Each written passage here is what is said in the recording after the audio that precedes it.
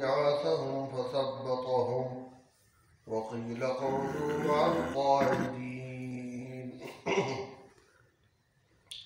لو خرجوا فيكم ما زادوكم إلا خبالا ولأوضعوا خلالكم يبغونكم الفتنة وفيكم سماعون لهم والله عليم بالظالمين لقد ابتغوا الفتنة من قبل وقلبوا لك الأمور حتى جاء الحق وظهر أمر الله وهم كارهون صدق الله العظيم.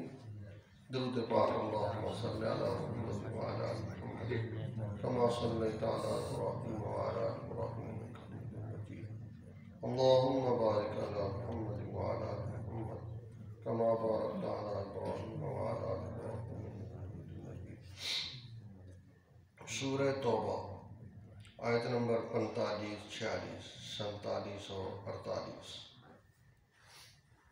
پچھلی آیات مبارکہ میں بھی غزوہ تبوک کے بارے میں ارشادات خداوندی موجود تھے۔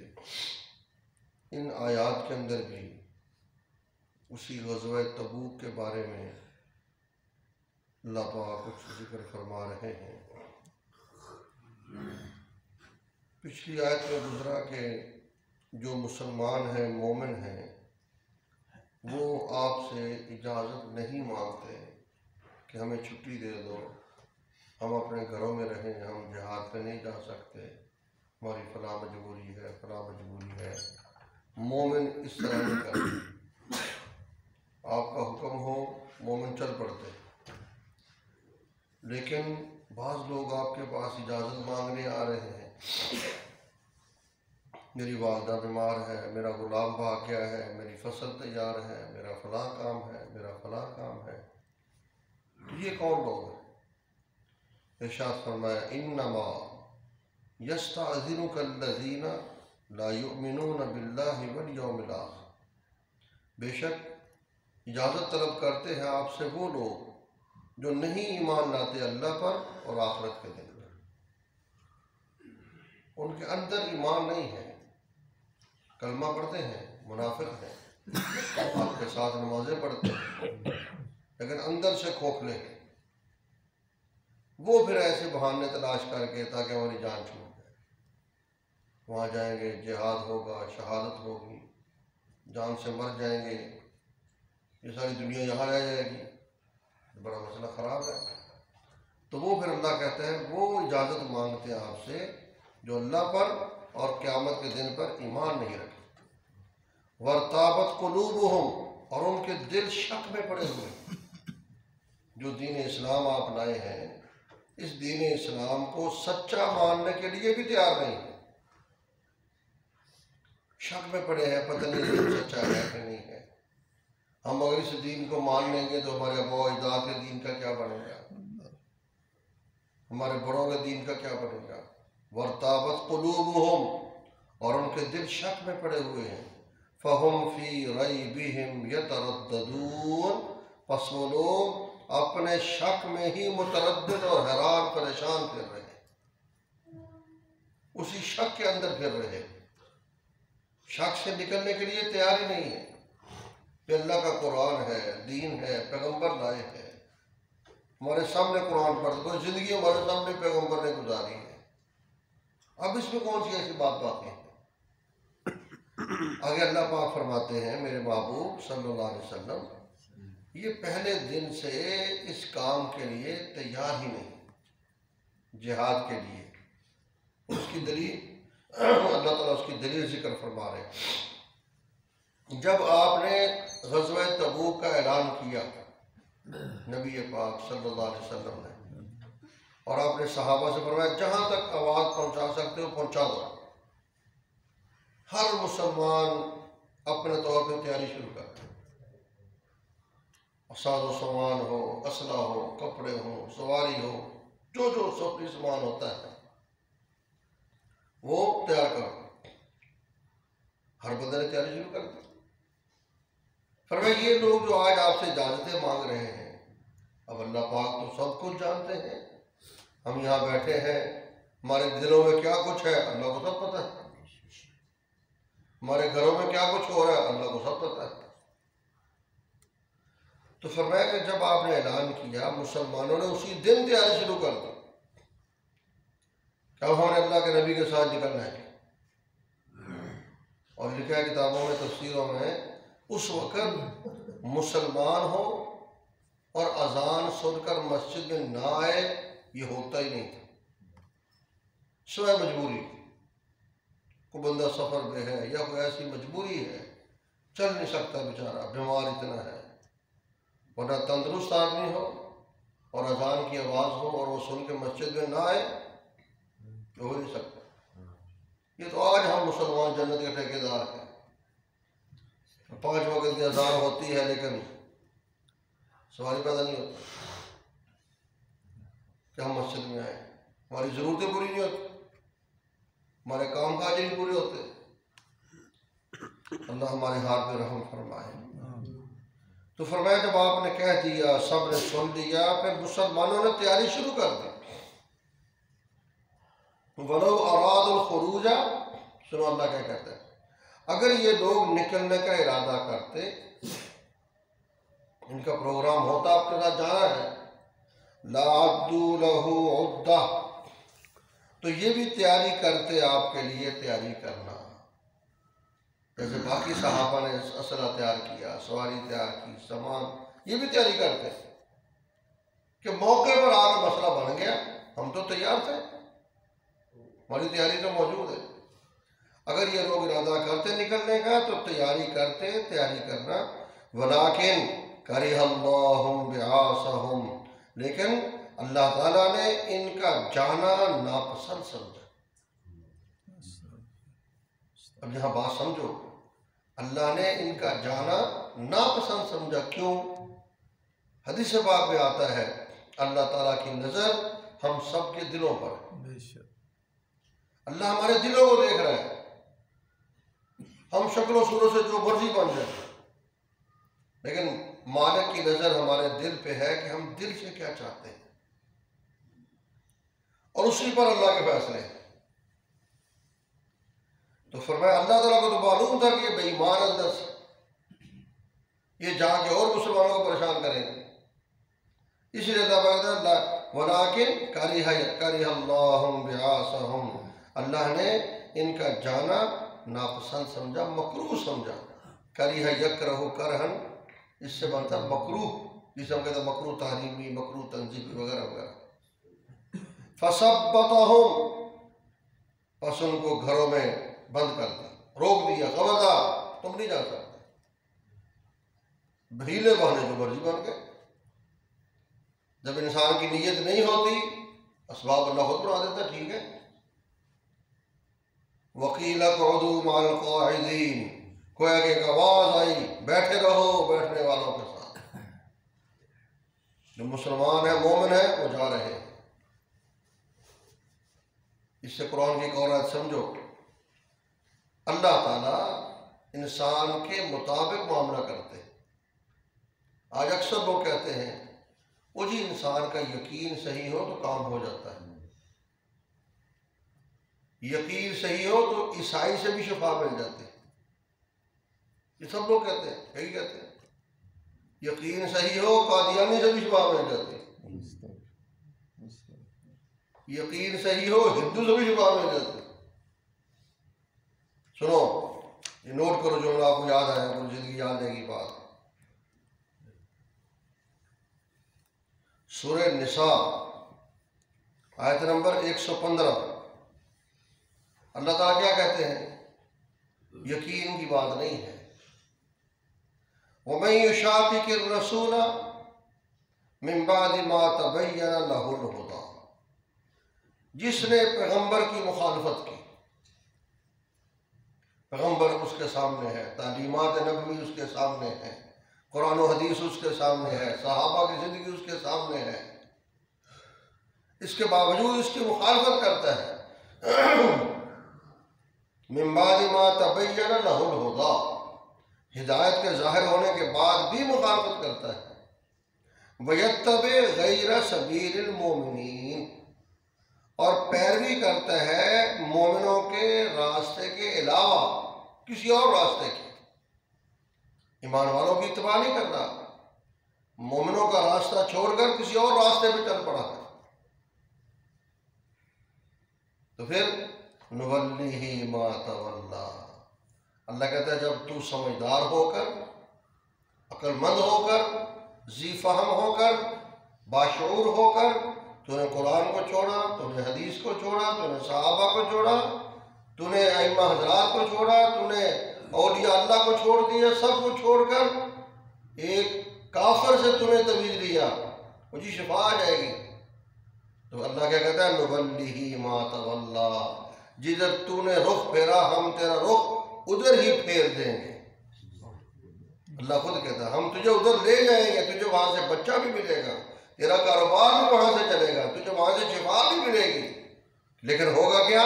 وَنُصْلِهِ جہنم، کل ہم تجھے جہنم میں پھینکیں گے۔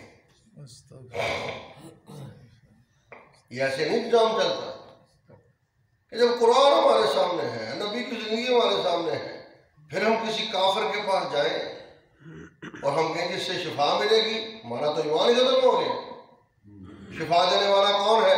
اللہ، بولو اللہ ہے۔ وہ عیسائی شفا دے گا، وہ کافر شفا دے گا۔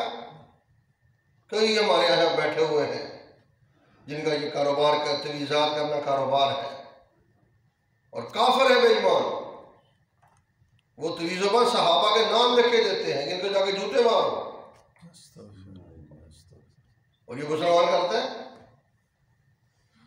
بچہ لینے کے لیے، بچی لینے کے لیے، کاروبار چلانے کے لیے، پتہ نہیں کس کس کام کے لیے کام چل پڑے گا، لیکن قرآن کہتا ہے وَنُصْلِهِ جہنم، تیرا ایمان ختم ہو گیا ہے، اب تجھے کل جہنم میں پھینکا جائے گا۔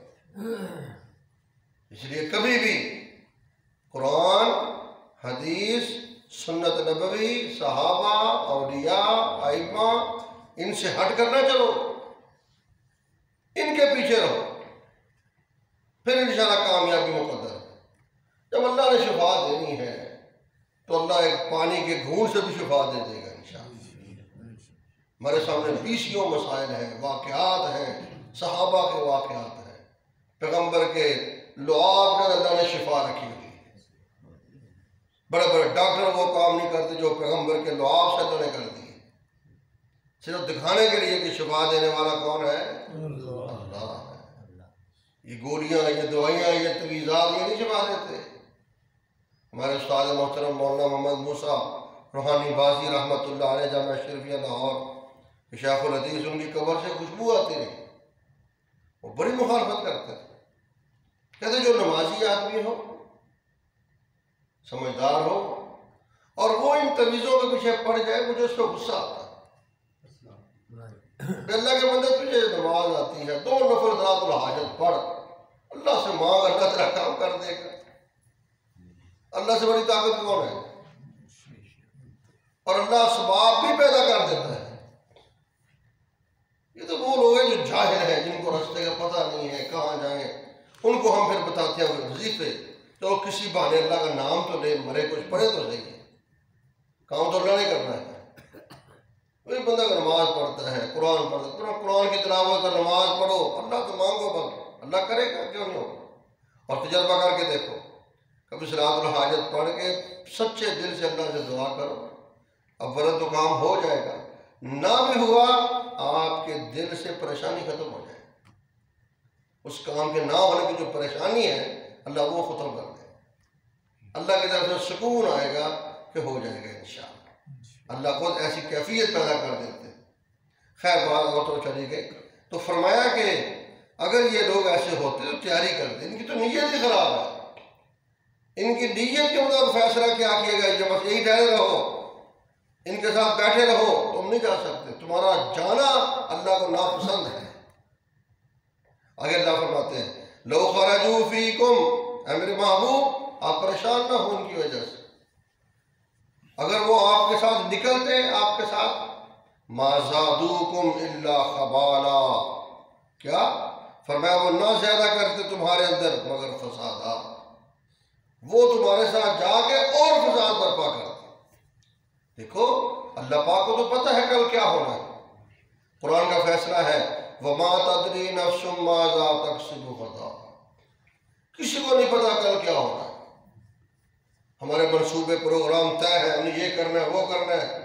ابھی پرسوں ہمارا رشتہ دار فوت ہوا، بالکل ٹھیک تھا، رات بچوں کے ساتھ بیٹھا گپ شپ لگا رہا ہے، کوئی پتہ ہی نہیں، 12 بجے ایسا اٹیک ہوا، 1:30 بجے میت پڑی ہوئی تھی، سارے حیران پریشان، یار ابھی تو ٹھیک تھا، بھی کیا پتہ چلتا ہے۔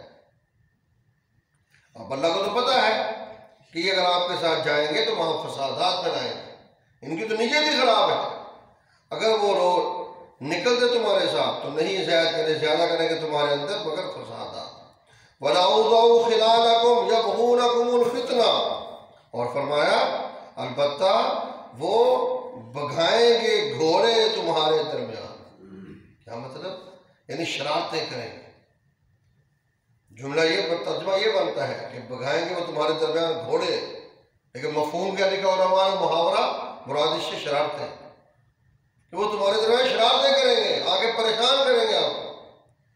وَيَبْغُونَكُمُ الْفِتْنَةَ، تمہارے اندر فتنہ تلاش کریں گے، فتنہ پھیلائیں گے۔ وَفِيكُمْ سَمَّاعُونَ لَهُمْ، اللہ پاک فرماتے ہیں تمہارے اندر ان کی بات سننے والے بھی موجود ہیں، تمہارے اندر ان کی باتوں کو سننے والے بھی موجود ہیں۔ کیا مطلب؟ توجہ، تمہارے ساتھ وہ مسلمان ہیں جو نئے کلمہ پڑھا ہے، اسلام میں آئے ہیں، یہ ان کی باتیں سنتے ہیں، کیونکہ وہ بھی تو مسلمان بن کے بات کرتے ہیں، یہ ان کو سچا سمجھ لیتے ہیں، خود سچے ہیں، جب خود سچے ہیں ان کو بھی سچا سمجھ لیتے ہیں، اور ان کی نیت خراب ہوتی ہے تو وہ پھر ان کو بھی خراب کریں گے، اس طرح مسئلہ خراب ہو جائے۔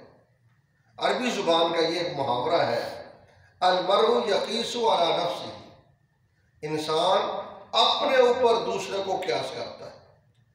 اگر وہ خود سچا ہے وہ اس دوسرے کو سچا سمجھے گا، اگر خود جھوٹا ہے دوسرے کو جھوٹا سمجھے گا، اگر خود بے ایمان ہے دوسرے کو بے ایمان سمجھے گا۔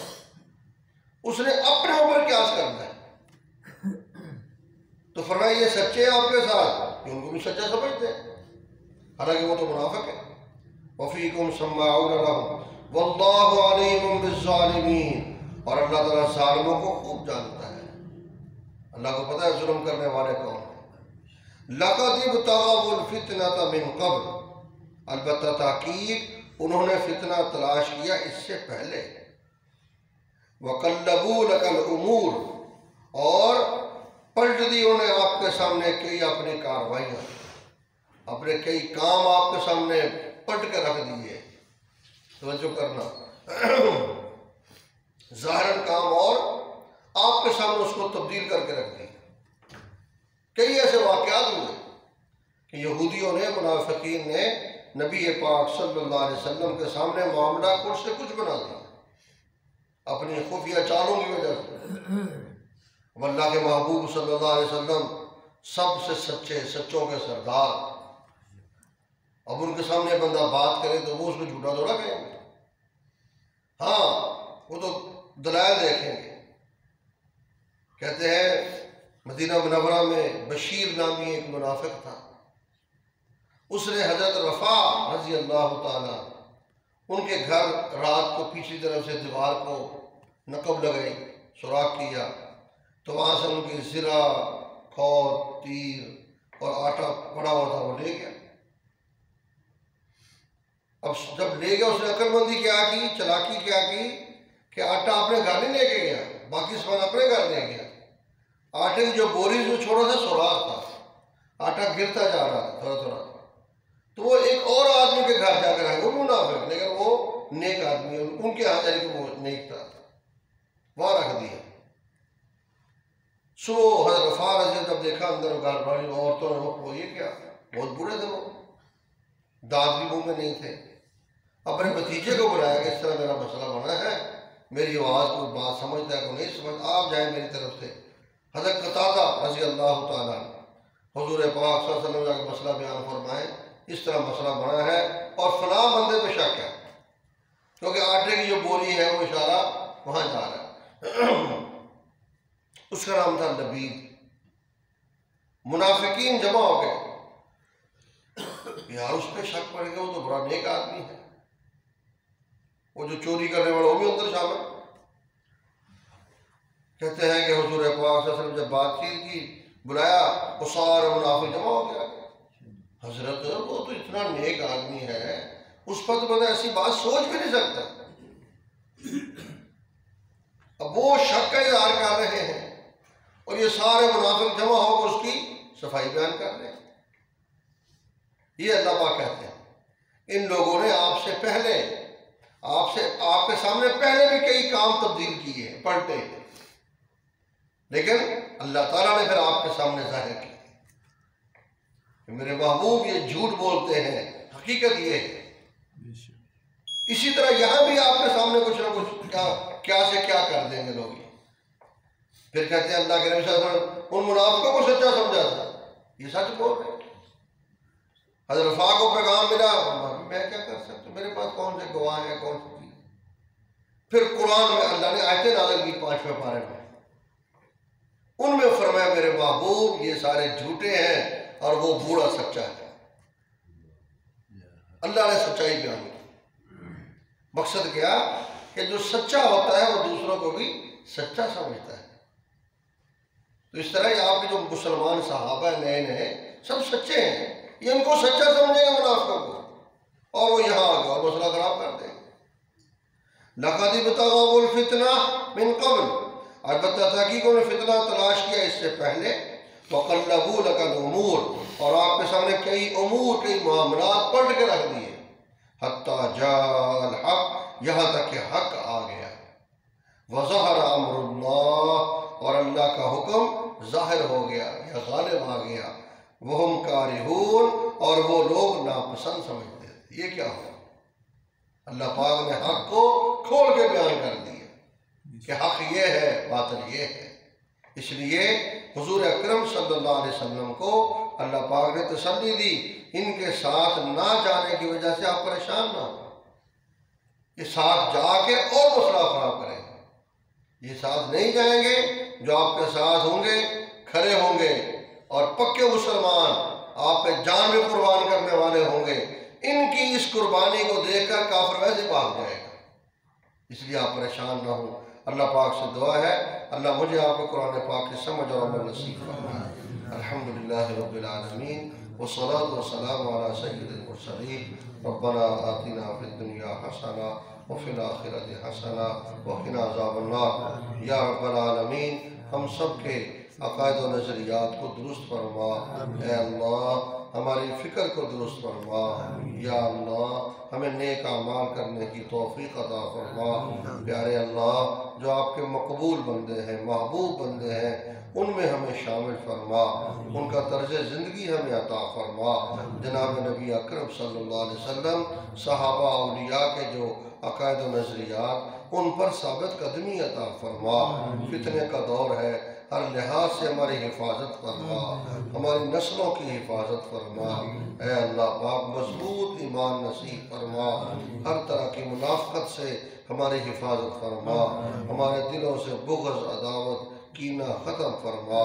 یا الہ العالمین دنیا آخرت میں عزت عطا فرما، عزت والے اعمال عطا فرما.